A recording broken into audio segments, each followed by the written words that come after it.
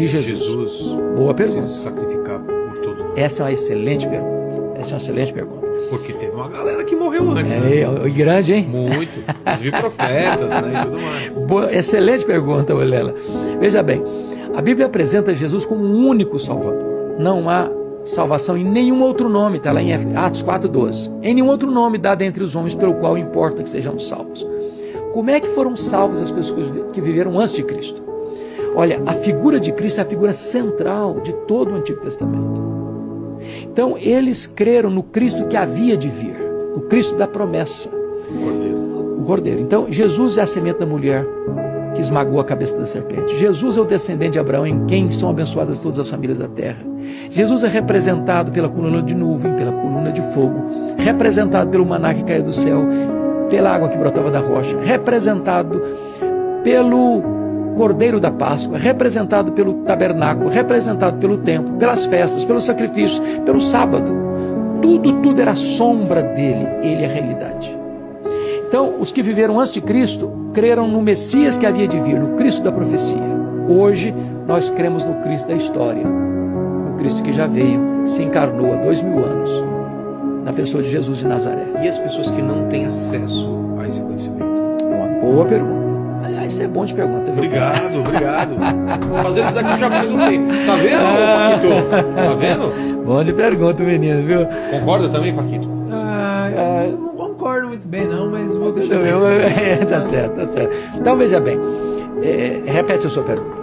Se as pessoas que não têm acesso... Não têm acesso. Vamos falar, povos indígenas no meio do mato, um outro povo, ou os antigos mesmo que não tiveram contato nenhum. Veja bem, então vamos pegar duas coisas soleníssimas, está em Romanos. Ou mesmo outro caso que deve ser diferente, uma criança que morre antes de nascer, a chance de... Essa pergunta é boa, guarda, porque ela depois, tem outro contexto. Por favor, excelente pergunta.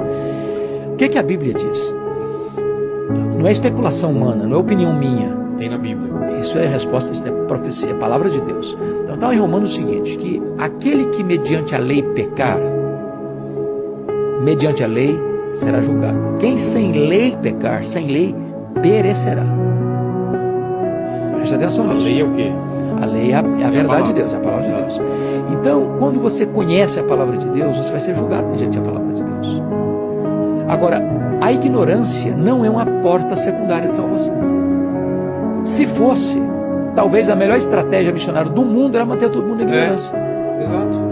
Aí a Bíblia diz o seguinte, que Deus encarregou a nós de irmos ao mundo todo, a todas as etnias, até os confins da terra, pregando a toda criatura. Quem crer e for batizado será salvo, quem não crer será condenado.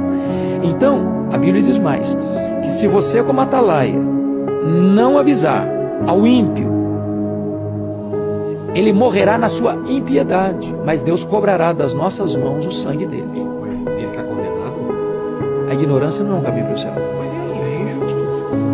Veja bem, a responsabilidade é da igreja. É por isso, Vilela, que a igreja tem uma responsabilidade vital de fazer missões. Então, não há, preste bem atenção na lógica das Escrituras. Se eu falar que a ignorância é o caminho para o céu, é um segundo caminho para o céu, eu estou dizendo que não é só Jesus que salva, a ignorância também salva. Mas vejamos mais. Lá em Romanos 1, está escrito o seguinte, capítulo 1, versículo 19 e 20, que os atributos de Deus, invisíveis, são conhecidos pelas coisas que Deus criou. De tal maneira que o homem é indesculpável diante de Deus. Está lá em Romanos também que Deus colocou dentro de você e de mim, de todos nós seres humanos, um tribunal moral.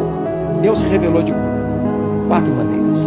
Deus se revelou na criação, Deus se revelou na consciência, Deus se revelou nas Escrituras, Deus se revelou em Jesus Cristo.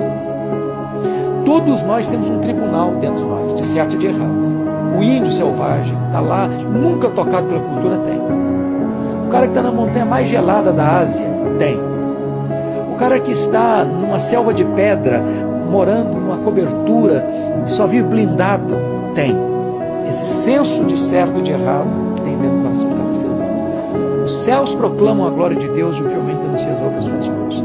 O problema do ateísmo Vilela, não é um problema intelectual, é um problema moral. O senso de Deus, da revelação de Deus está aí. Você vê as digitais de Deus em todo lugar. Então nenhum ser humano é indesculpável diante de Deus. Nenhum ser humano.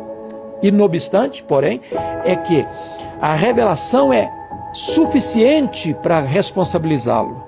Mas é preciso do Evangelho, a revelação especial, para levá-lo à salvação. Mas ele sempre vai ter revelação de Jesus, ou ele pode ter uma revelação do Criador?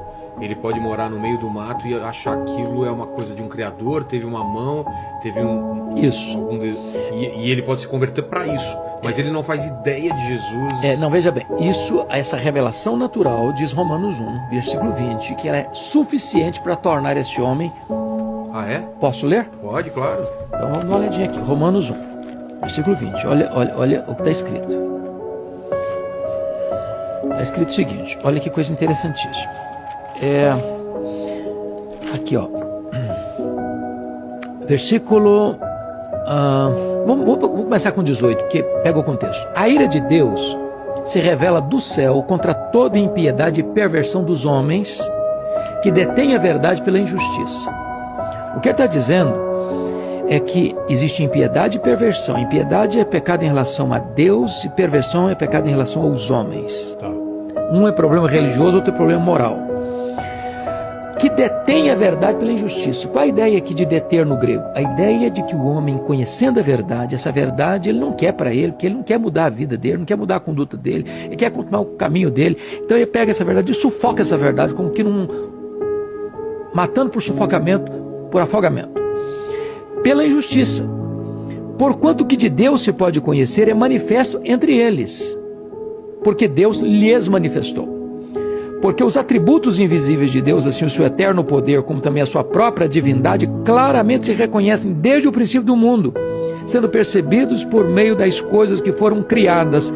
Tais homens são, por isso, indesculpáveis. Quem está dizendo isso é Deus, não sou eu. É a palavra de Deus. Então, de certa forma, não há nenhum ser humano que possa... Eu não sabia que Deus existia.